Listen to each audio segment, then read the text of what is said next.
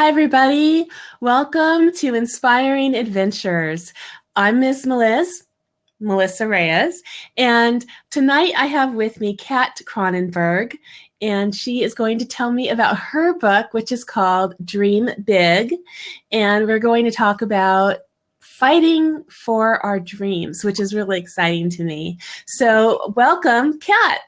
Well, thank you. I'm thrilled to be here. Thank you for having me. I've had fun getting online with you and figuring all this out since I'm not very technically savvy.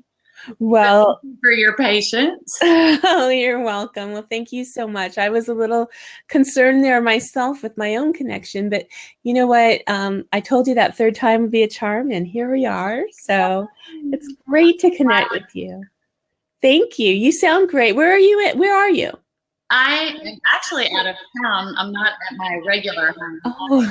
On a mother-son trip right now. So well, where's your regular home?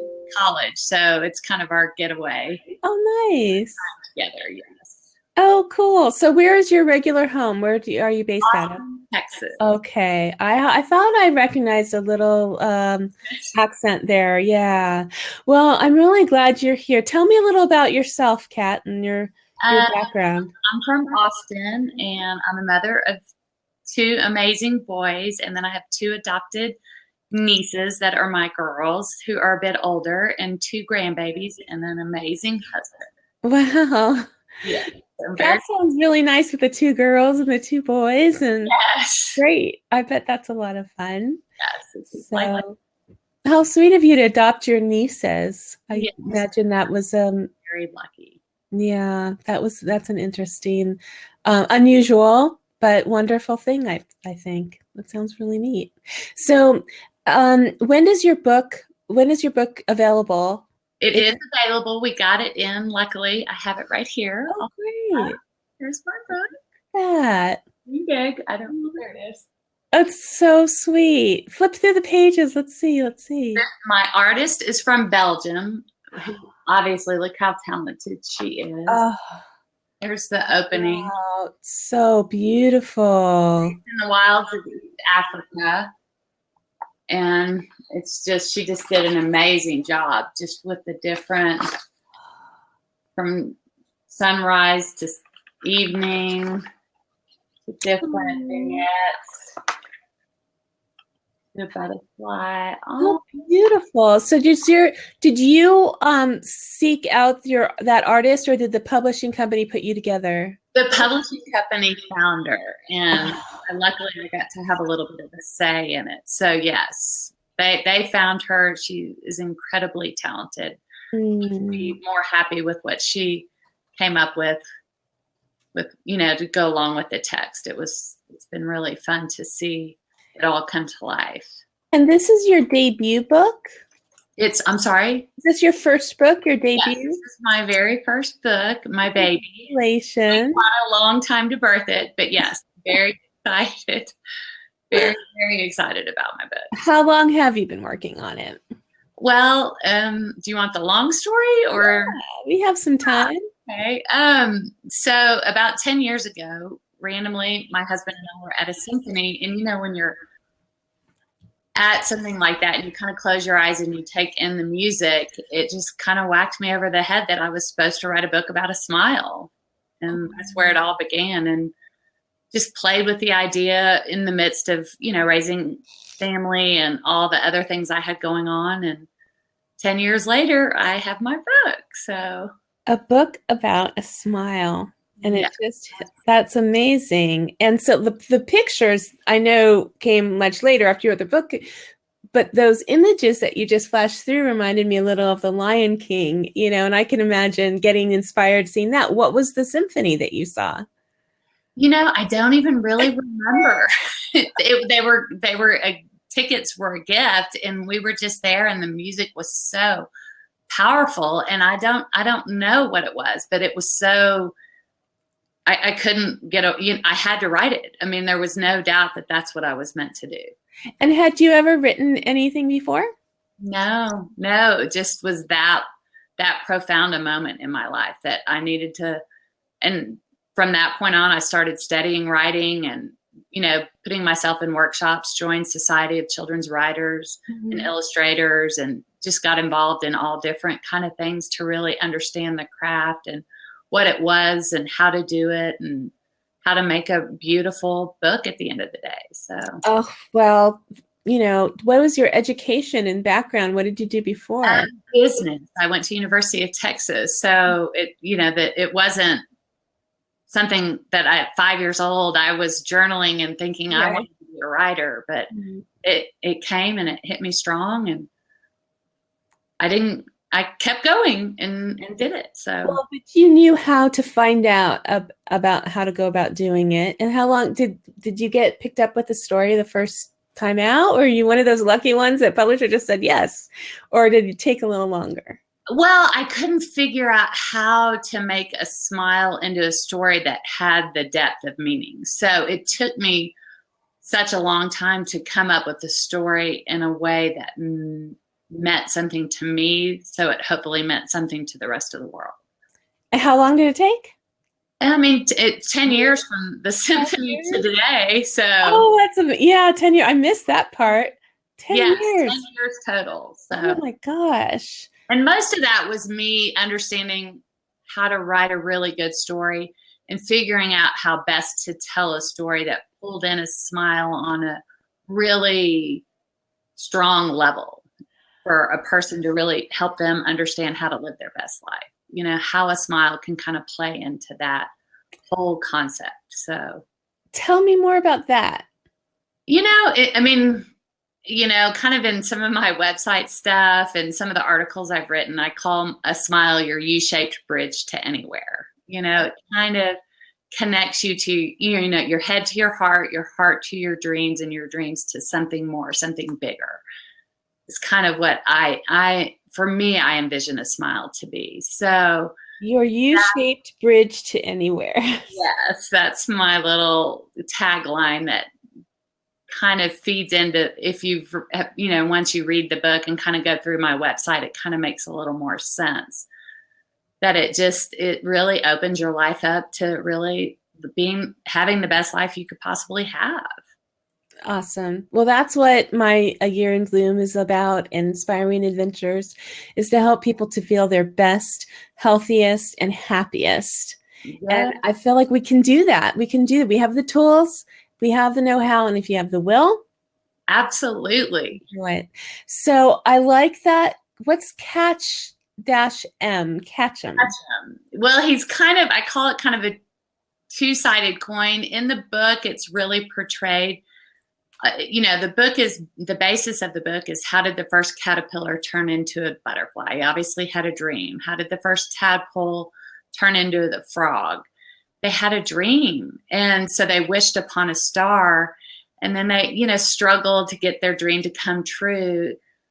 And then once they really smiled and believed in themselves and their dream and opened back up to their star with their smile, CatchM is their wish upon star, and it could reflect back the smile and wish down and light the stardust in their heart is kind of the overall theme in the book. So, and it's a children's book, so you're really explaining to children something that on a children's level that they can understand, but that we may take our whole life to kind of figure out. Yes, it's very even though we learn like wish upon a star and those kinds of things as children, we just think that's a children's thing, but it really isn't, is it?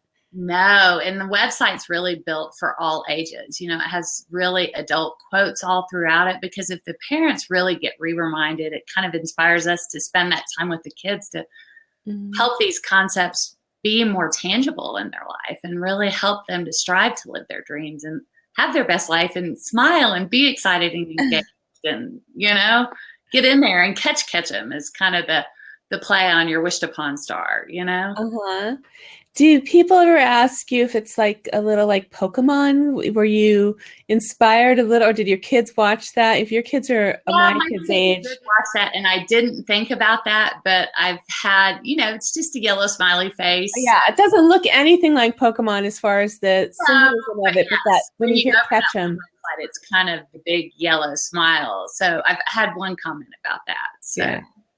It's only when you say it, and I think it's just that because I had to, not had to, sorry kids, but I listened to that Pokemon movie and those Yeah. shows over and over so many times, and then even recently with the resurgence of the game and catching, that. But I love the way that you um, bring that about on your website. And I haven't seen the book because it's so new, Yeah.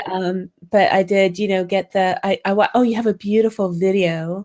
I wish I could do screen share, but if anybody wants to see it, you can go to YouTube or go to your website. I typed it in on Facebook, catkronenberg.com, and you can see this cute video trailer, I guess, for the book, right? Trailer, yes. So all of these experiences with interviews and trailers and book signings and stuff, all that's new for you. How does it feel? Yes, it's thrilling. It's overwhelming. All the technical side, the social media, and some of that has been the hardest part for me. The rest has just been really, really fun. Oh, well, you have such wonderful intentions and it just shines through. You have a beautiful smile and a wonderful, you know, happiness that kind of emanates from you just in the few minutes that we've been talking. I feel that. And I mean, you can't, like, okay, I used to drive a bright yellow Jeep, Wrangler, okay? And you can never be sad when you're driving a bright yellow car. And it's like when you open up your website and see that huge smiley face, you can't help but smile, right? Right, exactly. Kind of opens you up to get in and go do a little more for your life. Yeah. So what inspired you to write a story that was about that type of, self-fulfillment and joy, living, can I say, mindfully in that? Yeah, I mean, to kind of go a little maybe more on the heavy side, but honest side, in my own personal life, I've experienced a lot of loss. I've at a young age buried a brother, then a little bit older, a sister, Mhm. and then a brother-in-law. And then once this book came to me 10 years ago, in that 10-year window, I lost my mom and my father. So going through all this while really wrestling with how to write a book about a smile is where it all kind of came, why it came out so the way it did for me. So Yeah. Well, I maybe that's why I connected with you. I lost my sister, it's been 7 years now. She was older than me, so we had like kind of a half a generation apart, but same parents. She was like 13 years older than me. So she was 55 when she died. But now, I'm coming up on 50 and that thinking about how that's when she found out she was ill. So it's so heart-wrenching, to go through all that. And then I also lost both of my parents. so Um, maybe that's why you connected to this. yeah, Wow. everything that you said just really did resonate with me, and my own personal story. And I wrote a book that I published myself 3 years ago, and it's just kind of about how I started writing and how I started doing social media and becoming a life coach. And it was just kind of out of that need to understand what I went through and how I was going to get through it, and how I can be on the outside what looked like a really cheerful person, but on the inside was just so, sad. So I really can relate to that. And that's why I have Inspiring Adventures, to talk to people like you who've come through that and live, your best life now. You don't have to dwell in those things. No, and that's kind of where the whole story is. Kind of how do you flip it? My nieces and I laugh, call it flip the pancake. Uh-huh. The other side, and make it a blessing and use it to help others, ideally and hopefully. So, How old were they when you started caring for them? well, they lost their mom, I think, in second and fifth grade. So, I mean, I've always been very close to my sisters, so very close to them. And then their dad passed away, I think about it all blurs together time wise, but maybe 8 years later. So Mhm, mhm. after he passed away, we officially adopted them because they weren't married yet. And Oh, okay. we all want a place to bring, like I just envision them. I mean, we were always available to them, but to make it official, um, Yeah. they had a definite place to call home. And, How old were they when you adopted them? you know, They were not 18 yet. Yeah, yes. They're 30 and 33 now, so it's been a while. Yeah. But they weren't 18 when you adopted them. They were still young, right? No, they were older. I think their dad died when they were about 18. But Yeah. So, okay, but you were still so they that, go through the court, and they have yeah. to agree to it. So That is really amazing because you really didn't have to do that. Now I feel that responsibility with my niece and nephew, and I remember my mom the same way when her sister died, where she felt like she wanted to take care of those kids, even though they were adults. yeah, I You mean know? they are amazing women, and yeah, but it's more about just getting to make sure they had a place to call home and to bring their significant other. Now they're both married, but Yeah. to me that just was a great thing for all of us to get to have together. So When your sister, do you mind if I ask you some of these personal questions? gosh, no. I mean, I don't know if you expected that, I don't know what I expected. So Okay.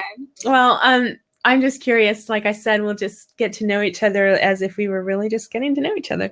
And but anyway, when your sister passed away, and did you have your children yet? no, I was, Hmm. gosh, I think I was high school. So no, I wasn't even married. So I was Hmm. probably 28.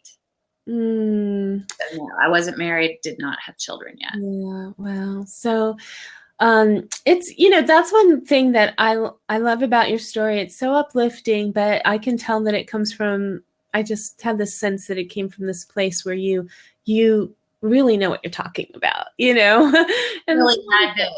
wrestle with life. Like, what do you do? I mean, there's so many heroes out there that have gone through real things, and you watch their examples and really study them. I mean, in writing this, I studied a lot of different people, and there's some really amazing people out there that are very inspiring. So, Well, I think you're very inspiring. I oh, really I love do. I really love this. Well, one thing that you say, I don't know if you follow your bliss. See if I can Oh, get this on your side. I don't know why. I don't know on these captions. yeah. I don't know why I can't get it to come up under your name, but they're new. It's a new feature here on Smile Time. But follow your bliss. I mean that's something that we grew up hearing that adults, I think, maybe in the 60s kind of talked about and stuff. But you know what? I love that it's coming up again. Oh, it's one of my favorite lines. It's from a gentleman named Joseph Campbell, and I read a lot of his stuff in writing, and he's one of those people that I just find fascinating. I could read and watch any videos he was a part of when he was alive, and What's it? Campbell? I'm Joseph right. Campbell. He wrote the Hero's Journey. Right. I knew I'd heard that before. Yes, it's like Well, Star Wars is based on, and a lot of really successful storylines are and all based he on. coined that phrase, follow your bliss. I never put Yeah, that it's not together. mine, so that's why I No, put it out there. I love it, but I adopted yeah. it. So Yeah.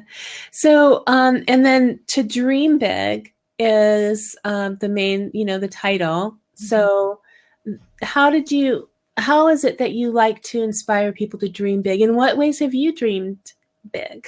well, I mean, the book for me, for one, is I had a lot of life going on in the middle of it, and I just kept honoring it, and I wanted it to happen, and so for me, it's a dream come true. So, um, so wait, what was your question besides for me?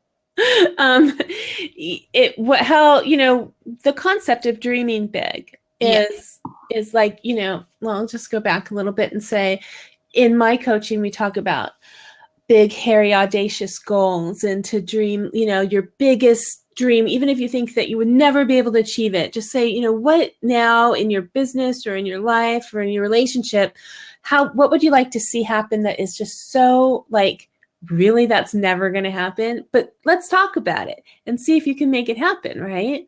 So that's what I think when I see dream big. But what do you think? that's exactly what I think. Okay. I kind of got off on the last part of that question, and I knew I missed that part. Yeah, I mean, that was the whole point. I mean, to me, watching a little caterpillar turn into a butterfly. I mean, how does that happen? He had to have gigantic dream. I mean, kind of to what you were saying, and it happened. And why can't that happen for any one of us, no matter how big or unreasonable or unachievable it may seem? I mean, a fat little 16-legged caterpillar is a beautiful butterfly. I mean, I think anything's possible for any of us. So anything is possible. It's true. It's true. What are some of your big bad goals?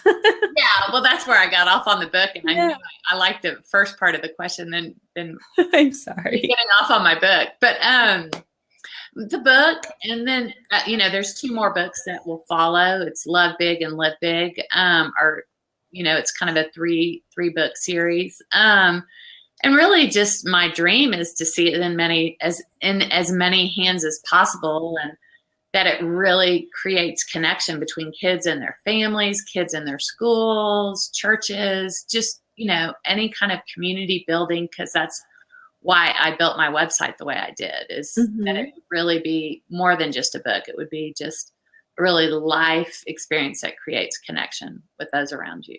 Oh, I love that. I'm taking notes. Life connection. Well, I think that's really cool. Where do you see yourself after those other 2 books come? And I love that, Dream Big, Love Big, Live Big. I mean, I can see you writing, maybe a non-fiction book about your process at that point, because I know I'd be interested in reading it. Do you ever think you would do something like that? That's an interesting question. It really has not come up for me. So I don't know. I mean, if it taps me on the shoulder like this did at the symphony, absolutely. You can't, once you get tapped, you can't run from it. I tried. So yeah. Did you? I did. I tried for a while, but it just kept coming back saying you're supposed to write this. So oh, that's awesome. I just think that's really incredible. And thank you so much, for doing that. What do you, well, first let me ask you how, let's stay on the book. How would I get your book?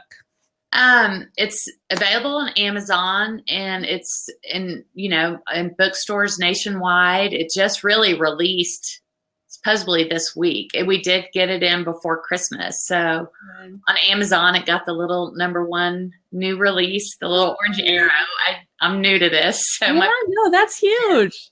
Excited because it wasn't even supposed to be launched yet. So obviously people have found it a story they want to, share with their family and their children. So far, yay.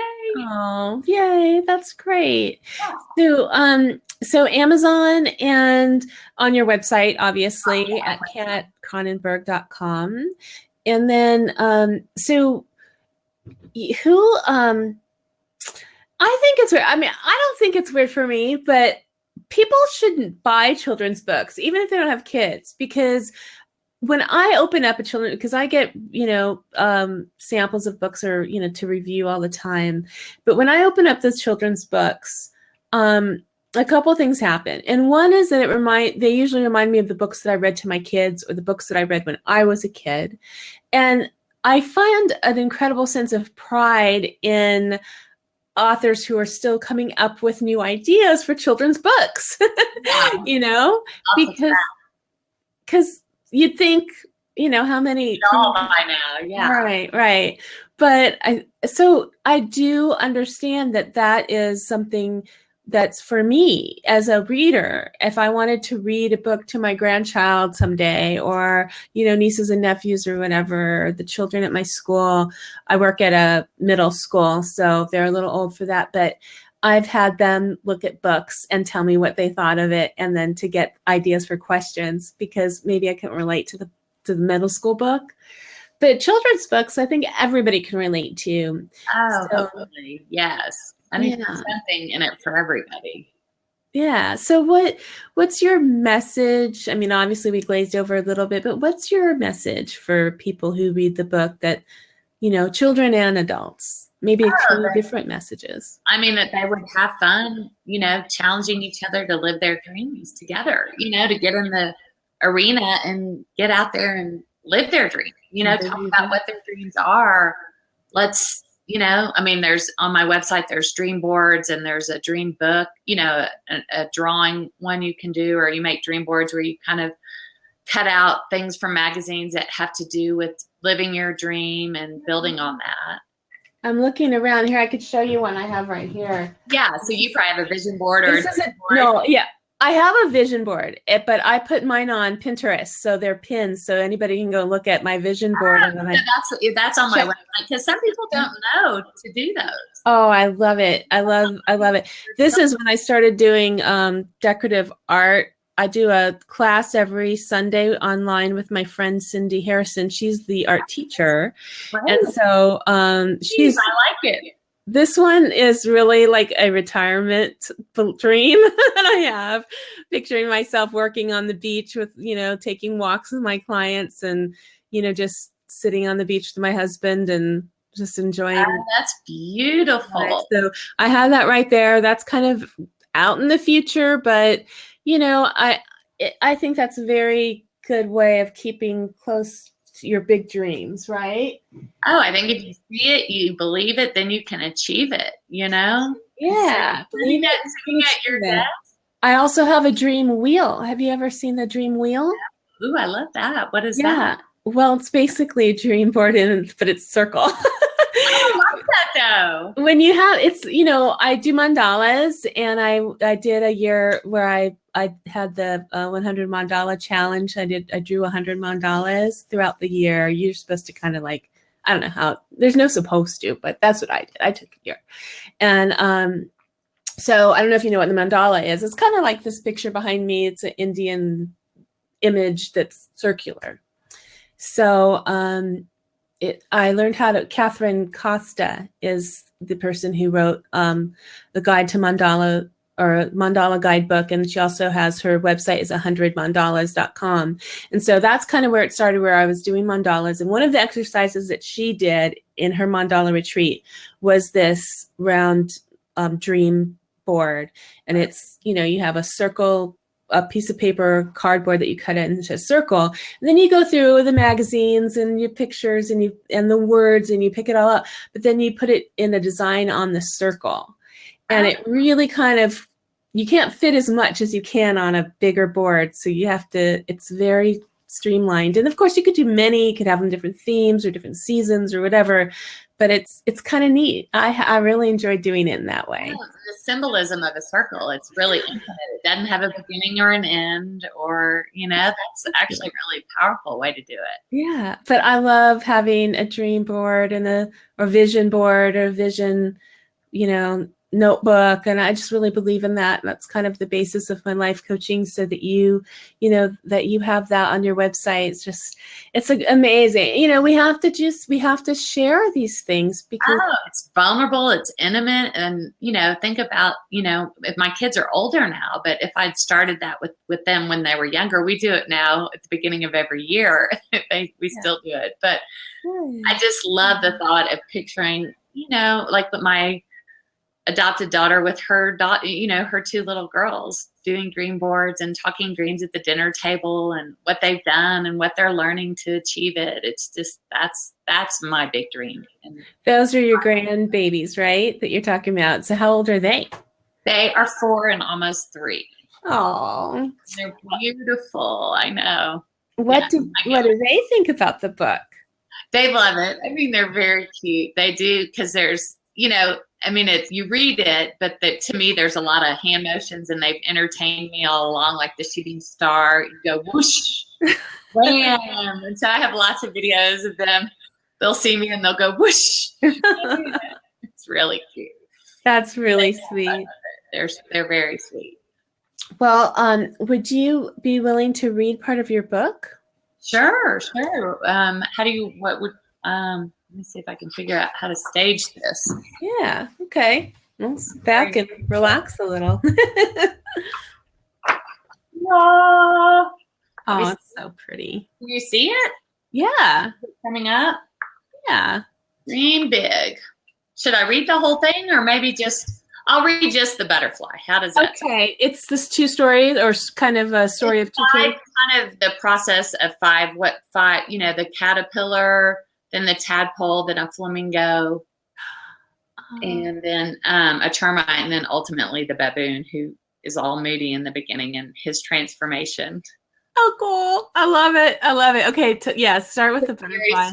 It's a very full circle hero's journey. So long ago in the wilds of East Africa, when the savannas were new, this moody baboon discovered a very powerful secret.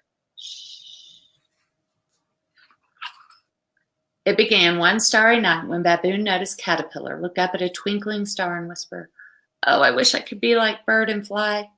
Baboon heard and couldn't help but sneer. How in the world can you fly with all those feet clinging to the tree? "Oh no, you're right," Caterpillar cried, as she spun a cocoon to hide. But Caterpillar still kept dreaming. I can't tell if y'all can see. Pull that way. Oh, she's looking off into the sunset. Yeah, so this is showing the caterpillar's transformation. Can you see? Finally,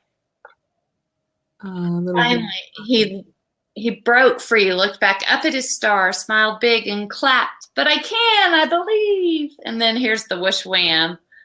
The shooting star coming down once he sees the smile. "Whoosh wham, you can be anything." Yes, Caterpillar grew wings and Baboon's eyes popped out of his head as that first butterfly flew by and said, "Look at me, a bug with 16 feet can fly like a bird because I believed in myself and my dream." So that's kind of the beginning. And so you see Baboon go through different things with different animals, and then there's a big kind of fun celebration at the end. Oh, neat. Thank you so much. That's lovely. I couldn't tell if I was... It's hard because you want the audience to be able to see I'm supposed to look at the camera, then I want to look at you, and then I'm looking at the book. I don't know where to look. So that's fine. I mean, it's just so real, and I love it. Thank you for sharing with that. And I love there's a little bit of a rhythmic sound to your, that's so cool. Thank you so much. Yes. Well, so what next for you? How does your your next few months look like? Are you going lots of school visits? My book release is at Book People in Austin, Texas, January 29th, that official book release party, which is on a Sunday at 4. So I'm very excited about that. What's the place called? It's called Book People. It's an independent bookstore, a really special place in Austin, Texas. It's really it's amazing. It's 3 stories, and it's really a special place. So I can't wait to see pictures, and good luck with that. Yeah. If any of y'all are in Austin, I know I have some Austin, Texas friends. You would definitely check that out. Yeah. 4 o'clock, January 29th, Book People. January 29th. Same as Meliz sent you. You're not going to get anything but a big smile. So that's great. January 29th. It's a good day. That's going to be great. And then school tours. School visits. And then I've got to start, getting on book number 2 and book 3. So it all kind of flows. So yeah. So it's busy. Well, fun. Well, congratulations. Good for you. Good for you. So if anybody has any questions for Kat about Dream Big, or about writing a children's book, or following your bliss, please type it in. Even if we don't see it right now, Kat is connected through Facebook to me, and she can answer your questions later. And so, of course, you could reach her by going to Kronenberg.com, and that is in the comments. So on Facebook, you can see that. Also, it's kind of pretty easy to spell, but it's with K's. If you're have a visual problem and you can't see what I'm saying, it's I have a friend who's always reminding me to spell things out. Kat, KatKronenberg.com. Perfect. You got it right. Oh, I was reading it. Oh, yeah. It's a mouthful. Thank you. And then, is she on Twitter is a question I got. Yes, you are on Twitter, right? It's at Kronenberg. I'm still learning Twitter, so you can help me tweet.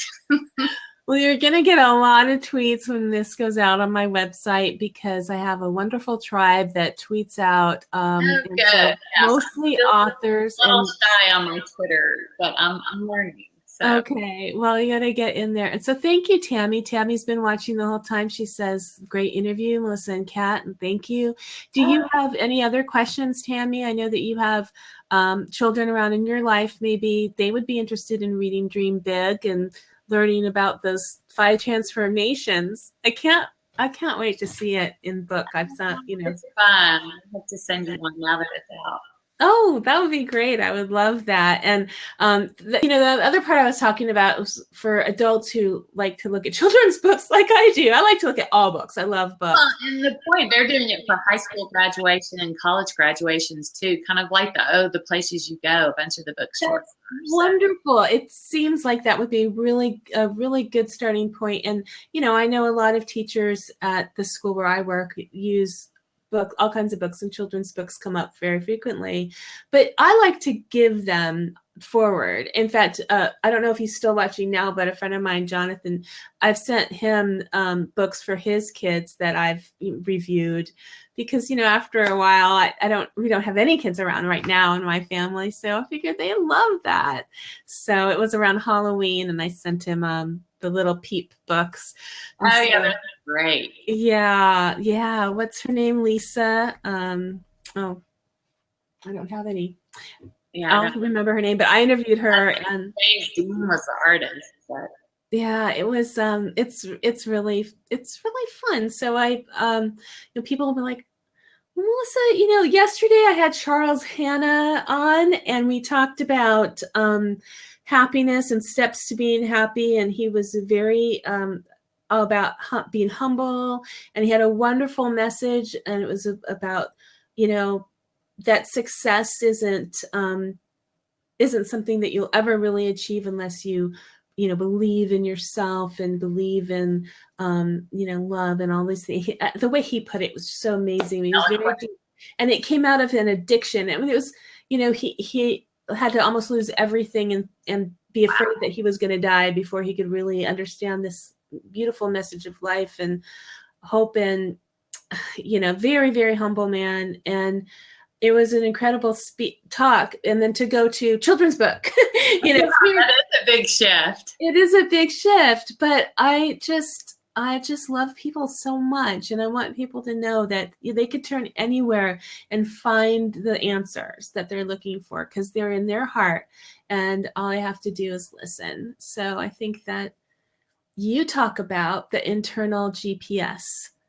Yes. Right? Tell me about that before we get going. If you don't mind. I mean, it's kind of to what that Hannah gentleman that you had yesterday, just about believe, that once you smile, the whole kind of secret comes out is if you wish upon a star, smile big in who you are and believe. That's your kind of internal GPS. It kind of guides you to what the next step is towards your dream and things becoming a reality. So the more we honor kind of our internal me getting tapped on the shoulder, let joy and fulfillment be our internal GPS. Oh, that's cute. I didn't fit. But yeah, so that is really remarkable. I think I must have had that in my mind because I did something about your internal GPS or I think I borrowed your words. Now that I saw it again, I'm like, that's where I got that phrase because I didn't know where it came from. Just like you with follow your bliss. Yes, that one's not mine, but I love it. Yeah. So, but I love that idea. And I think that joy and fulfillment is probably something that sounds to anybody who has it sounds like, oh yeah, that's good. But if someone who's not and they're struggling or they're going through hard times and you have to work at it. You have to work at self-care and self-love and find that place but once you do, things do get easier. Yes, I totally agree. It's a conscious choice. Yeah. So do you have any advice in that area or parting thoughts or feeling? It's 6:45, so it's almost an hour. It's time to go. On the book or on what we were talking about? Well, on anything. So well, let's do both because it's kind of fun. On the children's level with Dream Big, what would be your advice? Oh, just for parents to take time with your kids to talk about their dreams and the ones that have come true and what they've done to have them come true, and then invite their kids to start dreaming And feed that dream, right? and Yeah. goals and wake up every day with motivation and something to strive for. And it even doesn't even become about the ultimate, does it happen or not? It's about waking up with passion and something to strive for and find fulfillment. There's fulfillment in the striving. So Oh gosh, I think that's so important. I mean, you hear people yelling at their kids or just making what seems to them at the moment be really important. I'm sure I did that when my kids were little too. But you know what? It's not. It's not that, they're not, they have socks that match or they can't find their shoes and they can never find their shoes. I mean, we went through a real shoe crisis in my house with 3 little boys, And the other day I was looking at my oldest son's feet and his big toes kind of all smushed and weird. And I said, God, I think you wore your shoes too small when you were little, and it's all my fault. But we have this like huge shoe crisis. We never had enough shoes. We're always losing them. It was just crazy. And I remember thinking that was such a big deal. But now he didn't remember. He didn't care. He's like, it's not a big deal. I know I'm weird, but like shoe no, thing. I mean, every mom has a story like that for sure. The other day I was in a parking lot and I heard a woman who was just yelling at the child and saying, that they were, I can't remember what she said because I don't like to remember negative things, but it hurt my heart to hear her saying the things that she was saying to the child. And she wasn't using bad words or anything. It was just the way she was saying it. And shameful, yeah, and just saying that he was a bad boy, basically, and and that it was all his fault, kind of thing, that they were late and that they didn't get to eat, and I mean, she just put all this blame on this little child, and I just felt like, oh, I wish I could tell her, if you think it, fine, but they don't need to hear that because they don't download there. Yeah. So anyway, I hope that somehow, some way that the mothers out there who need to see your book and hear your message get it. And then for the other adults who are watching, who are maybe already feeling the way they feel in a joyful place, what kind of inspiration do you have for someone who has a vision board and who has a dream board?